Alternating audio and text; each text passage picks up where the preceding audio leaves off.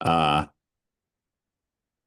Welcome to the Stewart Squared podcast, the podcast where I, Stewart Alsop III, and my father, Stewart Alsop II, go back into history of the rise of the personal computing industry, the internet, the mobile phone revolutions, and then wrap it all up into how it's affecting AI, and maybe even talk about frontier tech, deep tech, but that will come later. First, we got to figure out where we are now. And today we're going to go dive deep into the Microsoft antitrust case in the late 1990s, where the US Department of Justice charged Microsoft with holding a monopoly in the market for PC operating systems and accused the company of anti-competitive practices. There was also issues of a browser competition between Microsoft's bundling of its Internet Explorer with its operating system and the fight against Netscape. That would be really fun to talk about Netscape.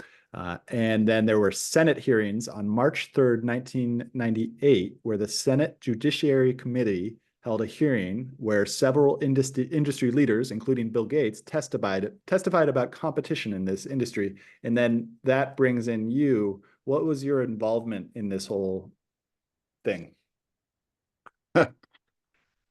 so let's roll back because there are the issues of the suit, the DOJ against Microsoft.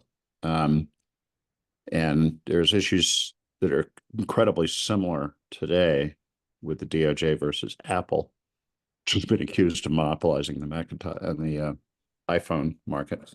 But how I got involved in that, if you go search on the internet, you can see a photo of me sitting at the green table, what they call the green table, in front of this committee of the Senate, the Judiciary Committee. Yeah. And along the table, see if I can remember this correctly, it was Bill Gates on the far left from the Senate's point of view. Then there was, next was Scott McNeely from Sun Microsystems. Then there was Michael Dell, Doug Burgum, and me. Did I miss anybody? Jim Oh, yes. Barksdale. No, there was Jim Barksdale. And it was really fascinating. The way I say it to people is it was billionaire, billionaire, billionaire, billionaire, billionaire, me. And the DOJ had asked me to come in and testify as kind of a spoiler, i.e., truly independent point of view. And if you look at that photo behind me, my mother, that's my mother in the plaid jacket, and my then wife, Charlotte James. And so so as I said, the reason that DOJ invited me was to provide a truly independent point of view about the nature of competition, and particularly in this instance. And I had told them in advance that what I would say is that it's not about software. Um, the It's about hardware. And so they contended that Microsoft controlled the operating system, which obviously they did because they created it. And But they had a deal with each of the hardware manufacturers, which essentially did not allow them to adopt a different operating system. And so it wasn't competition between Microsoft and software developers, because all the software developers are going, well, Microsoft has the word processor and they have the spreadsheet and they have all the applications, and they have that because they control the operating system, which is what the DOJ started out thinking that was the problem. But the software developers had lost their status by incompetence, not by Microsoft preventing them from doing anything. But what Microsoft did prevent people from doing was adopting a different operating system. And the most interesting guy on the panel there was Michael Dell, because Dell wanted to get out from under Microsoft's hegemony. And so they started playing with Unix. And Microsoft actually told them privately that if they adopted Unix, that Microsoft would withdraw their license for Windows.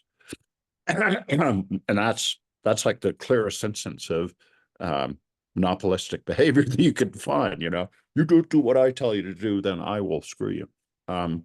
Because that would make it an all or nothing for Dell. It had to stop selling Windows and only sell Unix. Then, you know, they would be in a difficult position. So, so that's why it was interesting that it was Gates, Barksdale, McNeely, because Barksdale, he was the guy running Netscape at the time. And so he was the guy complaining about, oh, they killed my browser, which is software. But small point, yes, it made it much harder for him to compete, but he didn't compete. He didn't compete on features. And then Scott McNeely was kind of irrelevant because he ran Sun Microsystems, which was a Unix shop, and but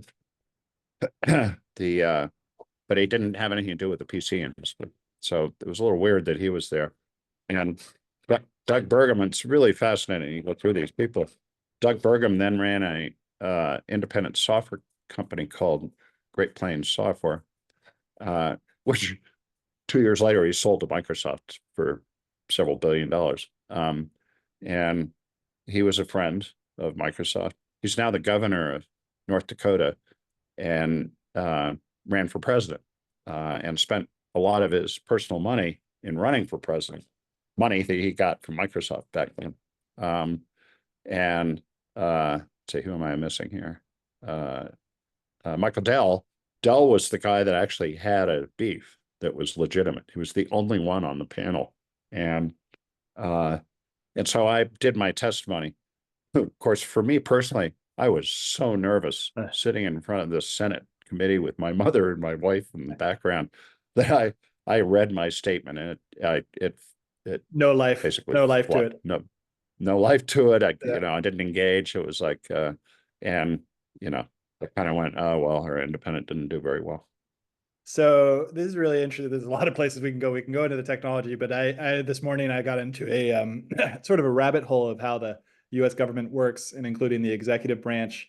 And you mentioned the judicial branch. I'm also at the same time last night, I was reading before I went to bed about your father, my grandfather, and your uncle, my great uncle, Joe and Stewart. And these guys were not only extremely tied in with FDR's sort of monolith that created the current executive branch, because of all of those different sort of bodies inside the executive branch, I would probably would guess that 80% of it didn't exist before FDR. Well, actually, there's a lot, like the Tennessee Valley Authority. And so what I'm trying to get at is that your father and uncle were the news wing of this rise in the bureaucracy. And then you got wrapped up into the bureaucracy. And I wonder how it felt being inside of the bureaucracy. Why didn't you ever go into politics? Why didn't you ever go into journalism? Did people tell you to do it like our grandfather or my grandfather Stewart Alsop, like follow in his footsteps and such? Why didn't you go into that pathway? Well, you said were people telling me didn't have any effect on me. I wasn't sitting there listening to somebody tell me what to do. Quite honestly, you have to remember the timing. My father died when I was 22. So, and before I graduated college, because I graduated late, I graduated when I was 24. So, my father died by the time I started looking for jobs. And so there's at one level, right, that my father and uncle were writers. And I was an English major, and I had a maybe genetic affinity for writing, because I can write pretty well. Although interestingly, not the way my father writes, or wrote. But when I was graduating college, I was in LA, and you know, which is kind of a whole different sphere than DC, right? So I was just looking for a job, and I got a job, and it was a cheap job. I worked for something called the Pasadena Guardian, but it gave me enough experience to go, I like this. I like doing this. I want to do this more. In that case, I was like paid $50 a week as a, so I think they called me an associate editor or something like that.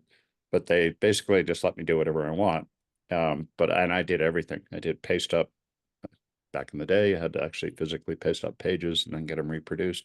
I'd take it to the printer. Once it was printed, I'd distribute them to the newsstands around Pasadena. There's a terrible economic thing, and the Guardian went out of business after I left. But it gave me this very first experience, and I liked it. As time went by, of course, I moved to Boston to get married, and your two sisters were born there before we moved to California. But we were there for 8 years, and it was natural, since I already had a job on my resume and only had one, to go look for editorial jobs. And so I got another shitty job at the Small Business Reporter, published in Worcester. And but it confirmed that I liked doing that, and I ended up as the editor. I was the only editor, but I was the editor. And then I got a job at Marine Business, which was published by the same company that did Inc. So it all goes along there. And when I got the job at Inc., I discovered the personal computer business and put Steve Jobs on the cover of my last issue, because they fired me from Inc. too. So if you just look, it's a stair step, right? And by the time I was doing something and people knew who I was, my line was, well, my father did politics and I do technology. And it's an interesting parallel, because I did the politics of technology. I mean, I was tuned up for that. The politics of technology, interesting. Yeah. So, Apple and Microsoft and blah, blah, blah, all these companies, there's always, and the role that I played, I'm talking about myself now, which always makes me a little nervous, but the role that I played was I stood in for the consumer in a brand new industry, right? The personal computer industry has no history, right? The history of mainframes and mini computers are completely different. Yeah. And the personal computer came along as a personal device, and it was nobody understood what the economics were supposed to be. And indeed, the other thing I did was I got to know the founders of VisiCalc, which had been introduced in 1979 on the Apple II, and it was so valuable to the users that it ended up that VisiCalc was called the tail that wagged the computer dog, and because people started buying Apple IIs to use VisiCalc. So the idea of a spreadsheet, which is not just part of our, I mean, a lot of people don't even use spreadsheets anymore, because it's just become part of the infrastructure, if you will. Yeah. So, I mean, the spreadsheet went into the database. This is the perfect entry point, because I've been doing the other interviews on Crazy Wisdom, and this Wednesday I interviewed somebody from Yuri, who's building EdgeDB, which is a new database that is going from SQL, that is trying to redo what happened with SQL, because SQL, while a great technology at that time in that transformation from the mini computers to the PC, also has not been updated, because it's such a foundational piece of technology. Competes with one of our portfolio companies. Interesting. Interesting. So can you go more into the context of SQL at that time? Was SQL before the VisiCalc? What is the relationship between spreadsheets? No, it was after VisiCalc. After VisiCalc. So if I remember correctly, the SQL stands for Structured Query Language. I pride myself on knowing what acronyms stand for, because it often tells you what the point of it is. Yeah. The structured query languages, it had to go along with something called a relational database. And, you and your uncle and I got into talking about that. So you had to have the structured data before you could do a structured query on the data. And that's part of what your Uncle Joe did, was almost contemporaneous with the personal computer, but happening in a different domain. in order to have data be true, they had to have something called, I know this, I'm amazed I can even talk about it. They had to have something called two-phase commit, right? So you have two computers communicating with each other. In the beginning, it was just a terminal looking inside the computer. But once you had computers talking to each other, you had to, if you changed a piece of data, you had to change it in both places. And that's the two phases. So once you determine that the data is the same in both places, you can do a two-phase commit and change the data, right? Otherwise, you lose the old data and you don't have any history. And so this is my simple-minded way of understanding what your Uncle Joe did. So Progress Software and a bunch of others, wasn't like new, and Oracle innovated around a structured database, relational databases, and the relational means you relate one piece of data to another, and everything is related. Well, in order to query that database, you had to have the structured query language. So SQL and RDBMS, relational database management systems, developed in parallel during the 80s. So this is after the personal computer showed up, but somewhat created because of the personal computer and to some degree the mini computer, because there's this concept of distributed computing, right? In a mainframe, you have one computer sits in the middle, all the terminals look into it.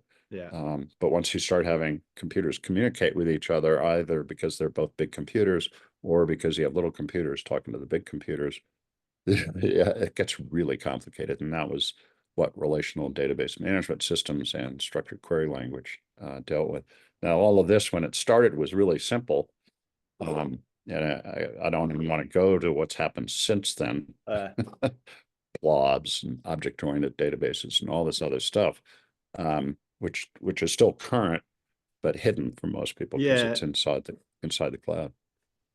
That's the hardest thing for me to understand, because I've been teaching these people at AI Whispers how to get AI to code for them. And so I talk about the front end and the back end. In the front end, it's very easy to understand what the front end is because I interact with them all the time. But the back end is just this, it's almost like the unconscious. I have to tell you this anecdote because when I started, I was an editor at Inc. and I met the guys at VisiCalc, and I'm going like, hey, this is a really interesting business. And I'd ask anybody I knew, I was going, okay, you've got like a computer, right? I could see that. That's a piece of hardware. It's sitting in front of you. And then you got software. And but then I care about all this stuff. You got like development tools and that's software too. And you got like an operating system and that's software too. What's the difference with all this stuff? Every time I ask somebody, I get a slightly different answer based on their involvement and point of view. And so it took me forever to get to the point that I realized, and this was a key understanding, and this took about a year and a half, 2 years. Nobody knew what they were talking about. They all didn't know. Right? They didn't know what the line was. Well, it wasn't very complex at the time. It's actually pretty simple, but no one knew exactly what the line was between the operating system and the application. And remember, networks didn't exist. Computers just talked to themselves. They didn't talk to any other computers. And so and it's only become incredibly complicated because there are so many computers and so many people using computers and doing so many different things. It's like, back then it was just like this one thing, and I was having trouble understanding it, and I got that, and then I built up from there, so I can work my way up from the kernel of the operating system, all the way up through the network stack, the data stack, all of the stacks, and I kind of keep track of it. I've got that advantage over you because I started from the point of view of the personal. You saw it all happen, and you were able to go from this complexity step by step and see the complexity as it grew and put it all into place. And here I am now with AI, where it's just like able to now tell me, like in that same way, instead of going to other people, I'm going to the AI to ask them the AI. How does this work, AI? And the AI knows. The AI knows. It does, well. It knows, but doesn't necessarily know how to explain it, and which is really interesting because the nuances. So anyway, I mean, the process we were talking about, after relational databases, the industry had to figure out how to connect computers. Right. Mm. So the first instance Mm. of that was Ethernet, which was a physical protocol for connecting computers together. Right. You stuck a thing in one computer and another computer, and then they could talk to each other over Ethernet. And it's a Ethernet is like, if I remember correctly, and I might not, it's systemically a collision avoidance networking protocol. Uh, And so yeah, you have to imagine all these little bits are being transmitted over the wire, and you don't want them to run into each other, because then they'd lose them, and you wouldn't have a accurate piece of mm. data. So collision avoidance in the protocol was a way of, making sure they didn't run into each other and smash each other. It's not correct to say that, but it's good visualization. So Anyway, so I mean, these things got stacked yeah. up all the way up to the point now where, in the cloud, the cloud can be many things. It can be compute, it can be storage, it can be Mm. APIs, it can Mm. be software, it can be all of these different things. And Amazon actually is the one that figured this out. You virtualize everything and sell it to people remotely. So, okay. AWS. Oh man, there's a lot of different questions, but the thing you just said, it gives me a great question, which is, now I've got the AI, I'm programming with the AI, and I have to go into all these websites to go get API keys in order to make everything work together. And somebody said, "Oh, go use Amazon's AWS AI text to speech."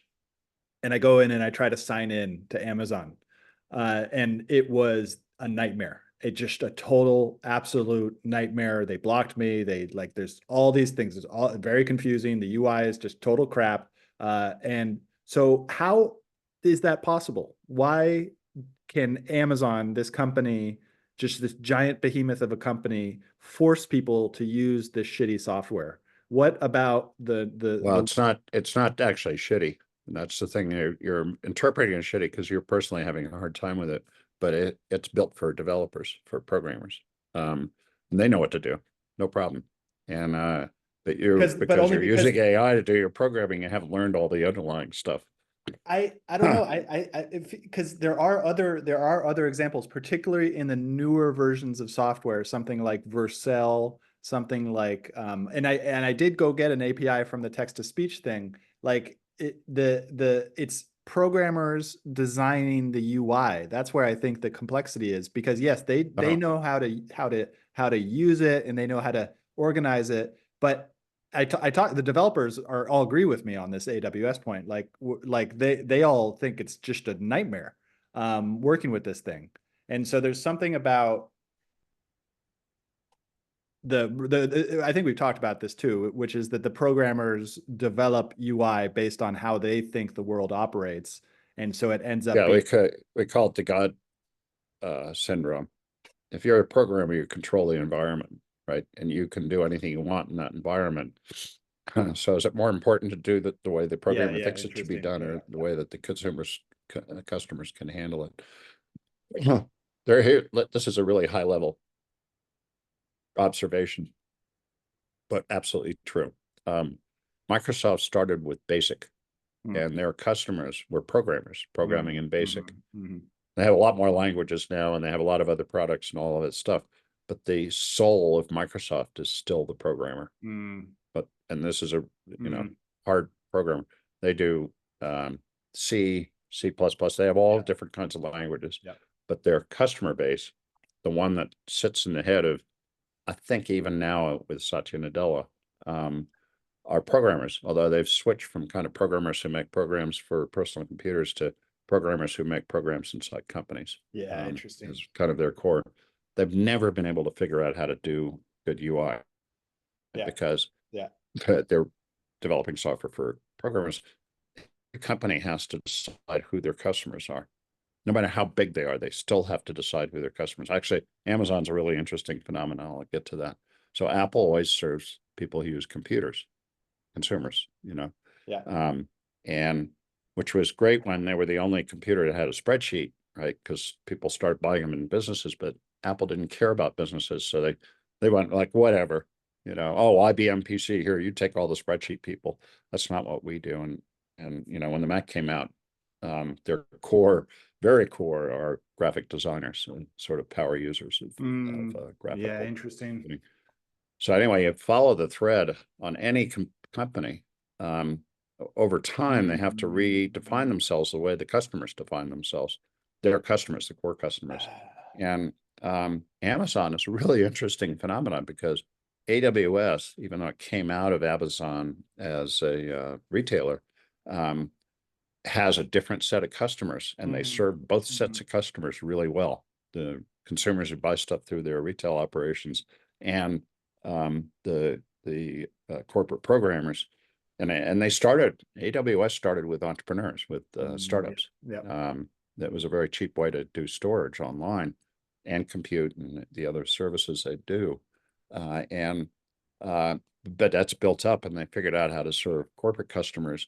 Even to the point that they have cloud services for the CIA. Not many people know that. Which is create is their own instance, which is different. So because that's traditionally Microsoft's customer. Yeah, and so in that domain, AWS took everybody by surprise. How fast it grew and how profitable it was. Probably even took Amazon by surprise. But when they started it, they made AWS a service that even the retail part of Amazon had to buy. They created a separation. They basically created a separate company. And it was very cheap compared to building your own servers and data centers and stuff like that. It was a much cheaper way to do it. And they'd figured out, because in a retail business, you don't want to spend a lot of money on technology, but they'd scaled so much that they could just spin AWS out as a separate company that provided services to the mothership. And it's now actually more profitable than the mothership. So in that domain, Microsoft got there first. And was there with took over. Azure and their cloud services. Although they had to go through a transition, because it used to be that all their applications, their enterprise applications, were on physical Microsoft servers. They had to virtualize it and to catch up with AWS. And Google really wants to be in that business and is always number 3. And once you're number 3, it's really hard to change that. Change the rank order. So this is a perfect entry point into the question that keeps on coming back to my mind as we're talking, which is that Alsop Louis, the firm that you guys built, I believe it was 2002 to when did you guys start? 2006. You've described it as a sort of a frontier, deep tech, other type of thing. And that it goes back to when you talked about Microsoft, or sorry, when the DOJ brought you in to talk about it, you said hardware. And there's this hardware versus software distinction. And a lot of the things that you've invested in are the hard tech inside of software. So, and then this strange thing happened in 2006. And correct me if I'm wrong on any of this. In 2006, something happened, which was social media. And social media was this thing that I think very few people, even these futurists who would write these beautiful cyberpunk novels, who would really accurately describe the world that we're currently in, missed it. They all missed this social media thing. It's very strange, very abstract, very like this idea of networks, of social relationships was unintuitive to a lot of people within this PC industry. And what were you thinking as all of that happened? I want to get into the deep tech and the hard tech and the frontier tech, because it feels like for me, 2006 to 2024 is sort of like a veering off, where we, as a society, we sort of veered off into this strange abstract world where we kind of created these fantasy palaces, and social media kind of creates that. And now we're coming back to the real world, the physical world, and these things are going to get crazier and crazier. But at the same time, we need to be connected to the physical world. I just threw a lot at you, but what? Yeah, no, I'm sitting here looking up. Twitter was introduced in 2006. Instagram was after that. Facebook was before that. And these were all the social media, WhatsApp, all the stuff that now in retrospect, Facebook did this amazing thing of buying most of it. So now it's all part of Facebook or Meta. And so sort of 2005, and we got a piece of it, right? We did Twitch, and Twitch is considered social media. And we made a lot of money off that when Amazon bought it. And so we were in the social media thing. But what happened with social media was that there was a period of time, sort of 2005 to 2015, say 10 years, where the easiest business to start was social media. Remember, Instagram started, they had like 5 employees, and Facebook paid over $1 billion. Maybe and 2 billion, I can't remember. WhatsApp was the same thing. And WhatsApp, So, and Twitter, it's got a screwed up history because there was never a real founder. They had 3 founders. None of them actually had founded the thing. It was so they never had a corporate culture where they knew how to perform because they didn't know actually what business they were in. And then, maybe now Elon Musk has figured it out because it's this crazy ass thing. And he's crazy ass, and that kind of fits together. The social media now has completely changed, right? There's no novelty to it anymore. It's baked into the infrastructure.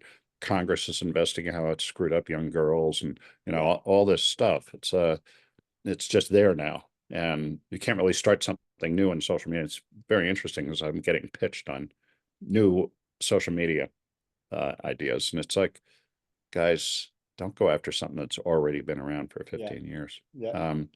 So that period of time between 2005 and 2015 includes like the 2008 real estate financial crisis. Which also changed the network. And so it became, for the venture capital community, the fastest way to make money, right? All you had to do is write some software, and suddenly like have billions of users or hundreds of millions, and then you could either sell it or go public, and so from the VC community, they got really wrapped up in that social media phenomena, and we always, so this is about us. Our firm actually started mostly with cybersecurity software, because Gillen came out of Incutel and he had a real understanding of that, and it was not a popular thing to invest in when we started. It became popular, and we got out of it as soon as the big boys got in because they wrote much bigger checks than we did.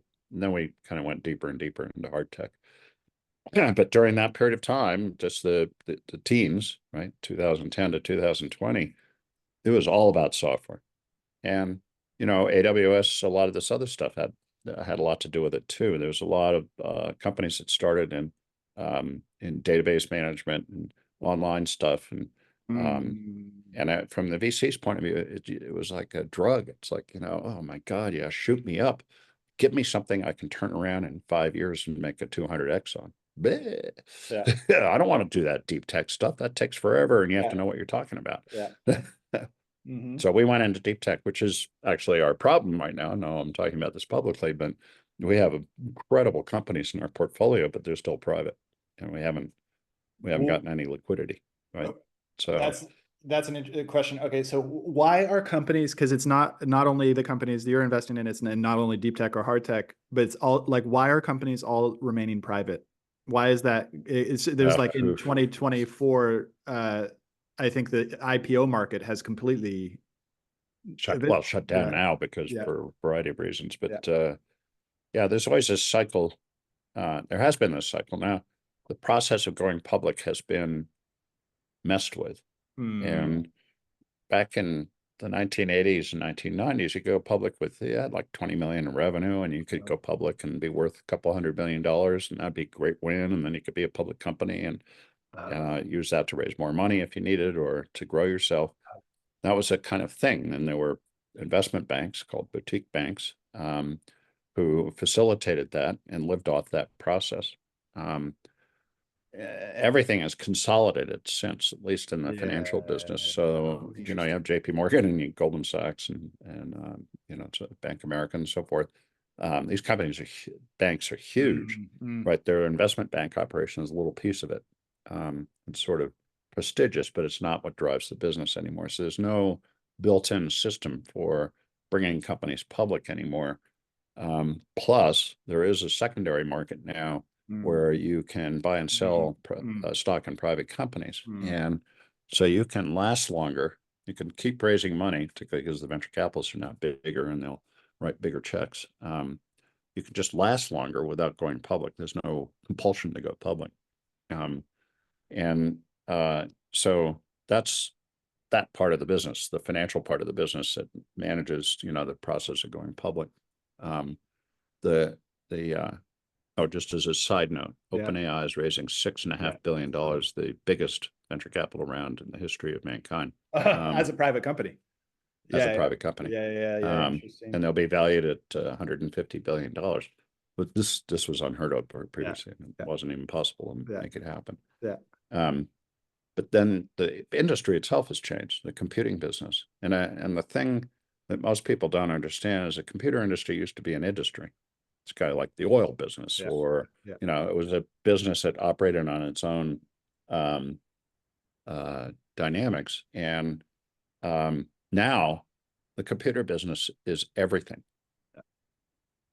Partially because of the cloud, partially because of, it's spread out, and everybody has mobile phones, and there are billions, out of I don't think we've reached 8 billion yet, but somewhere between 7.5 billion people in the world. Like half of them have cell phones. Some of them are just still flip phones, but a third of them have smartphones. And so anything you want to do goes through a computing system, right? And this is one of the issues people get exercised about. We use computers too much. We use our phones too much. We're all addicts and slaves to our phones. And but you can't live life without a phone, at least in an advanced society. And so even if you're in a not advanced society, not having a phone is the major issue. It's no longer, do you have enough cows or, cash? So the whole world has changed now, and now the computing industry is considered a utility. It's part of the fabric of life. And so you combine all the changes, and this is what you end up with. Companies don't go public at $200 billion valuation. That's like stupid. There's this whole thing that happened with SPACs, which, now just all the companies who went SPAC, with like 5 exceptions, are just in deep trouble. And so I've heard of SPACs a bunch, and I'm sure a lot of the listeners probably already know what a SPAC is, but actually I've never looked into it because I was just off in the specialized purchase acquisition. God damn, I'll find it. I can't remember. I'll find it. Yeah, find what SPAC stands for, but Special purpose acquisition company. Yeah, there we go. Like almost as fast as the internet. Still, doing what I said earlier, that I like to know every acronym. Someday ask me about PCMCIA.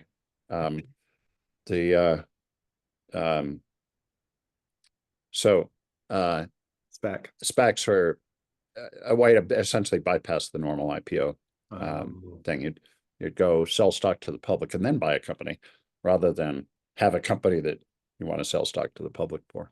And everybody thought this would be great. There'd be a faster way to go public, and blah, blah, blah. And it turned out that the IPO process, as it is instantiated, is actually a really good process. So what is the IPO process then?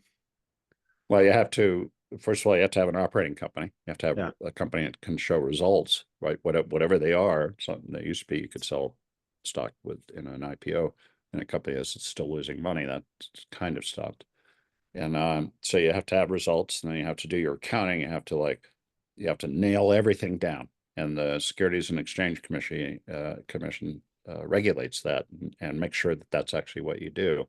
In the SPAC process, you didn't have to go to the SEC, and so, well, you did, but it was a different process, and it basically, in an IPO, when you offer stock to the public, it's a legitimate offer, right? So there's no scamming going on, and it's happened from time to time, but generally speaking, it's supposed to, make it a safe.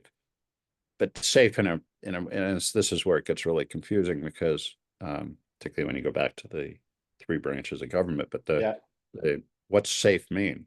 right? Yeah. It means that what the company's saying is true. Yeah. Okay. Not Not that that it's a good investment, right? The government's job is not to guarantee you don't lose money, although they seem to think that might be their Now job that's now. changing. Interesting. So. Yeah. Okay. So an IPO, this is okay, let's go back to the politics then. So we've got three branches of government. We've got IPOs, which the SEC regulates. The SEC actually found it out. So I found this blob of the executive branch of all the different departments, including the Human Health Services, the Homeland Security, all Office of Executive Management, Budget and Management, all these things within the executive branch. And then there's this one little sideline that goes straight down and it says independent agencies. And inside the independent agencies, there's the CIA, the FBI, but not only that, 150 more, one of which is the SEC. So I'll have to look up the Chevron. Yeah, the ruling, the recent ruling, right? Chevron ruling, yeah. Yeah. Because this concept of an independent executive agency tests the boundaries of the three branches of government. Yeah, interesting. And the original idea, and I don't know if you ever saw Hamilton, but this is what made that play so interesting, because Alexander Hamilton wrote the rules. And so the fundamental rule is there are checks and balances that every branch of government had something that kept it from acting independently. And the primary checks and balances are between the executive and congressional branches. Yeah. And the Supreme Court's kind of the thing that sits up here and makes sure that the rules are being played by fair, which is an issue right now because Trump packed the bench. And they're changing the way that the rules are being played. And the Chevron is a really interesting one because they basically say that if a executive branch agency is too independent, they're actually writing laws, which is the job of Congress. Yeah, interesting. So, and it was a convenience thing. As the government got bigger, they had these independent agencies so that Congress didn't have to deal with all of the goddamn details of running the government, which was easier when it was smaller. And now it's like this massive thing. And so the Supreme Court curtailed the ability of independent agencies to act. This has got to roll through the whole system now, so we don't really know where it'll end up. But they took it to the test case was, whether the maritime agency, I can't remember what it's called, could tell fishermen how much fish they could catch. So nice thing to do, right? To avoid catching all the fish and killing them all. Yeah. But not consistent with independent with the relationship between Congress and the executive branch. So the key agencies that are independent are the Federal Trade Commission, the Department of Justice, the Federal Reserve Bank is an independent agency, right? And so there's a tradition around those, but Trump and his cohort are trying to redefine all that. And if you really want to get into it, read about Project 2025. Okay. So, I want to drill into there's Alexander Hamilton, which is an interesting thing, but I think I have to go back and read a lot of that. It almost feels like we're so we'll go all the way back to the Roman Empire. Roman Empire was a republic, and then with Caesar, it switched to an empire. And then that empire switched into two empires. And then with the Byzantine Empire, in the 500 ADs, you had Justinian come in and sort of reformulate the way that the Byzantine, and this is where all the Byzantine, like the word Byzantine itself becomes Byzantine, because it's just this complex thing that nobody understands. It feels like the US, where we are right now, like somebody like your dad, my grandfather, could go in and make sense of all this. And now it feels like nobody can make sense of it. One single person can't really make sense of it. Should listen to Ezra Klein. Listen to Ezra Klein's podcast. He can make sense of it. People can make sense of it. The problem is that the distribution systems have all changed, right? My father and uncle wrote a column and that was syndicated to over 200 newspapers, I believe. Yeah. And back in the day, in the late 40s and 50s, that was it right there. That was the most distribution you could get. So more people read my uncle and father's column than anything else. Yeah. So they were the celebrities of their day. Then television happened, and that changed, right? And then the Interesting. internet happened. I mean, it's like it's this continuously moving thing. Because the internet is so democratic, Yeah, decentralized. anybody can say anything, and how you figure out which one you want to listen to is now a whole different thing, right? It's not just Yeah, one place you can go. Like, that's the yeah, point. Yeah, it's the decentralized. We're all going back into tribes. There is no nation anymore. Like there's no national consciousness. well, you don't want to go too far in one way or the other, right? We're still Americans, right? We come from, and the American the Constitution was considered a grand experiment, right? Oh, can you do this in a country? Can you have a Yeah, country yeah, where one yeah, person can't possibly run the whole thing yeah, yeah, yeah. it's just not possible. And Trump's kind of pushing this, but um, that's why I say read about Project 2025, because they want to change the fundamental principles in the checks and balances. It's a scary prospect, and Trump has disavowed it and said, "Oh, no, those are the crazy people," which is really weird to hear Trump say. The So it has been, and for whatever it is, 200 and I can't remember, say 1776 to 1976 plus whatever that is, 250 years. We've been run along doing this grand experiment, and that's why we had a border problem, because all these people want to come to the U.S. because we have these basic principles, and which do not exist. Even, and you mentioned the Roman Empire. You can talk about the French. Bonaparte took over most of Europe, and because he was a dictator, and then they kind of tossed him out, put him in prison. And there's this whole back and forth between highly centralized and highly distributed systems in governance and human governance. And so everything has been tried, at least as far as anybody knows right now. We've tried everything as a race about how to manage. And we even got to the point of United Nations where there was at least this little picture that maybe we could all become one Global. civilization. Yeah. Which it has not worked out very well. But and maybe we'll get there at some point. But where are you? Someone cited a book to me called The History of Yesterday. Oh, that's a great title. Yeah. It's a great title. And I can sit there going, well, I got so damn many books to read. Yeah, no, me too. It's like, but The History of Yesterday is the fundamental ideas. Wherever you are at one point, you're trying to define where you are relative to yesterday. And you do this as individuals and as races. And is it the invention of yesterday? States. The invention of yesterday. Oh, the invention of yesterday. Yeah, okay. The invention of yesterday. Thanks. Yep.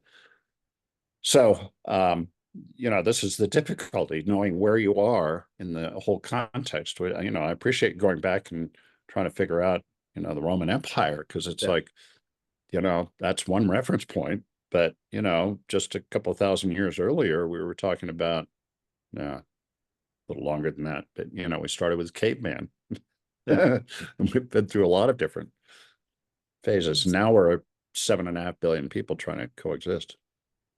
Well, and this goes back to the media thing. And now I have some questions about Stewart Alsop 1. We just start referring to essay 1. Stewart Alsop 1 didn't make the jump from, well, there were some TV interviews of him, but neither him nor Joe made the jump to the television. And that's what, but no, the guy who did it was Walter Cronkite. He was Cronkite. The iconic the TV news broadcaster. And he interviewed your grandfather at one point. But so no, they made the jump, but they were not television people, right? They didn't join that. Yeah. But they were still very influential. Kennedy was the first politician that did win because of television. His competition was Richard Nixon. Who came back, right, and ended up as president, but that was who Kennedy defeated in 1960. And but Kennedy was considered telegenic, right? He's the Kennedy clan, and his hair Yeah, looked good, and yeah, he's yeah, kind of like Gavin Newsom now, yeah, right? yeah, But the big deal with Kennedy was actually that he was Catholic. yeah, A lot of people said there's no way a Catholic can be president of this country. I can compare that now to Kamala Harris. You got a person of color, yeah, POC, whatever the hell you want to call her, Black, South Asian, woman is, and the competition is either we get that crazy guy again or we get somebody new. And then, this is, I do this. I go like, Kamala's going to win by 7 points. Um, in which case there's no issue about the electoral college. It's like if you win by that margin, you get the electoral college. And Biden won by 4.5 points. So it's not a huge stretch to say that she might win by a bigger margin. Okay, and I want to go. So FDR with the radio, he wasn't telegenic, but he was radiogenic. Yeah, yeah, good word. Yeah, Yeah, the whole fireside chat. His voice, the way that he talked to the population every week, during the war, he would have a fireside chat, and people would be glued to their radios to listen to that. They yeah. loved FDR. And I remember that FDR also served 3+ terms as president, which there's never anyone has ever served more than 2 terms. Like, that's been an inviolate rule, so to speak. But his third term started during World War II, and he made the case that they should keep the same president for this huge thing that was going on. Okay, can we wrap this up with the last 5 minutes into AI?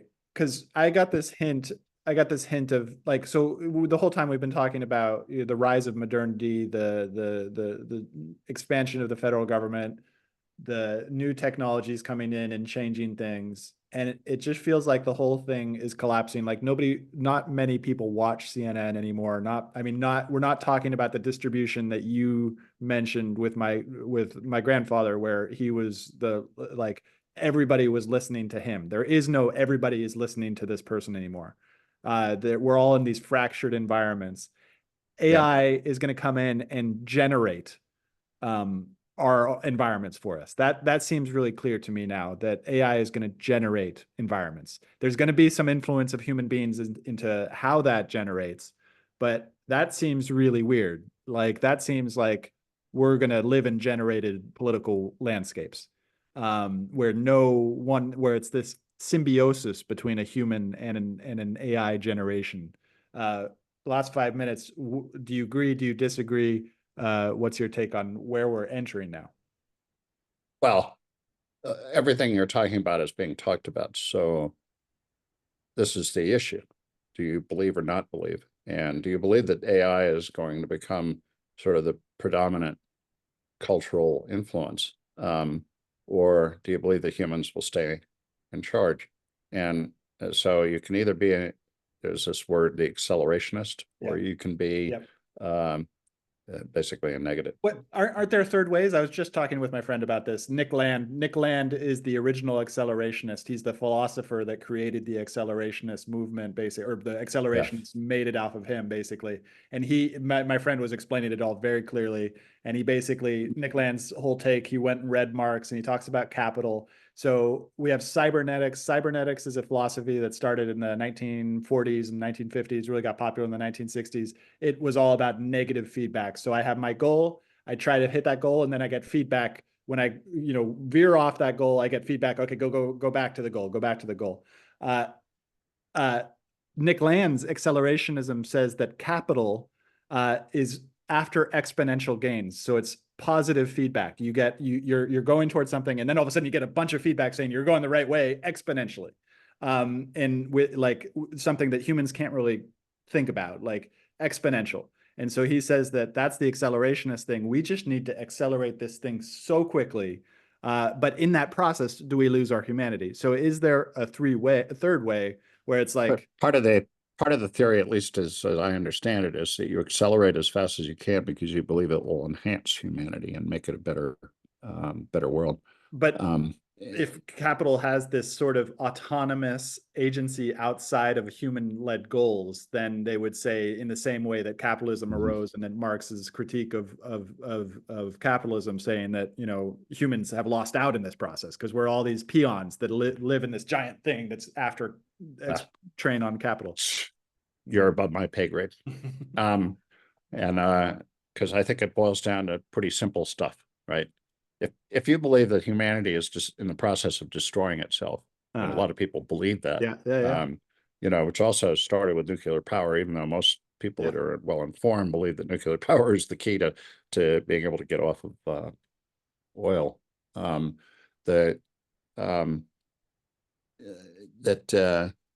You know, it's at a level that nobody can be definitive one way or another. We can all argue about it, but it's inherent in an individual's point of view. Either you believe it's going to be good or not,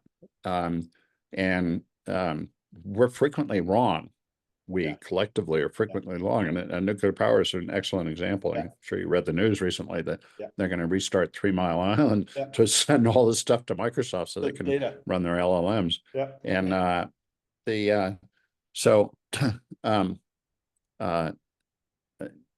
If you, and I think the key word is agency. If computer systems, as is shown in Terminator, if the computer systems take over and go to war with each other, we don't have no agency. We're not there anymore. We're just running around like little rats trying to escape the war. And of course, the ultimate agency would go back in time and change history. But